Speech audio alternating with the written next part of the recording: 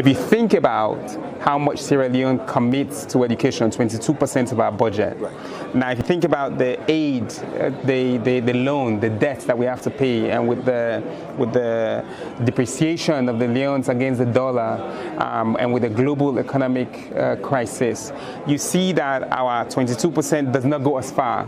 So one of the things that we have been speaking about, both on the government side and with our partner side, is how do we engage differently such that Sierra Leone, with its 22% in education, or any other country, that can go further than it currently is going. How do we bring in resources from other sectors to be able to support? And for education in particular, if we're thinking about digital education, there's some private sector organizations who we've been speaking about. If we're speaking about ways of teacher training and technology and these different ways in which we can ensure that people are getting training, are getting the learning outcomes that are desired. Looking at the 22% budget that the president has budgeted for education, what are some of the success stories you are seeing on the ground? And in the future, how sustainable would this free education be? I think when you think about how you transform a country, you have to base it on the foundation. In the past, and when you, in politics, bad politics, you take all the money and you build one big pillar. You say, look at that tall pillar that I built in 4 years.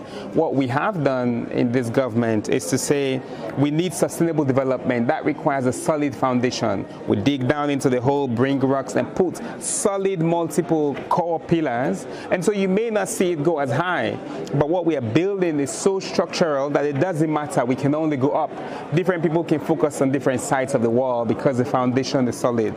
That said, we've been able to achieve gender parity within 4 years. There are as more girls as boys. This was not the case. We've been able to recruit and train teachers at a scale that has not been done before. Increase teacher salaries by 30%, committed 45% into the future, trained just this past holiday about 12,000 teachers, about 24,000 over the last 2-3 years. New sets of curriculum from basic primary education all the way through to tertiary education, brought in a lot more, committed financing, about 300 million over the next 4-5 years, new resources committed to support what we're doing. And one of the biggest impacts with the free quality education, free tuition, school feeding, ensuring that you're able to get transition exams also covered, transportation subsidized, is we now see for the over 100,000 kids pass their transition exams to go to university. Now we have a different challenge. How can you absorb all of them? We can't readily, and we have to think about ways in which we expand into online learning, think about skills development, and the knowledge economy. How do you ensure the kids are getting the right set of skills? And this year, we have more people doing STEM, applying to do STEM than the arts in the university, and more women applying to do engineering than men. And it's just incredible to see these things happen within 4 years. So what will be the major takeaways of the speech of President Joe Biden, listening to him today, and what will be the major takeaways as you go back to Sierra Leone after the summit? I think it was great to hear the president talk about new forms of partnership based on our shared future.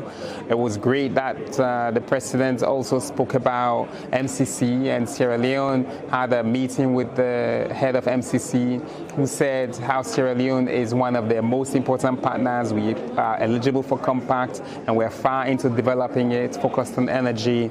We saw the president speak about technology and innovation. I'm also Chief Innovation Officer for Sierra Leone, and it's great to keep pursuing that. Technology and innovation is going to be the ways in which we transform our economies, not just in America as they have, but also in our various African countries. The focus on youth, the focus on climate, these are all very well in line with our human capital development initiatives that President Bio has. Thank you very much, David. Thank you. Thank you.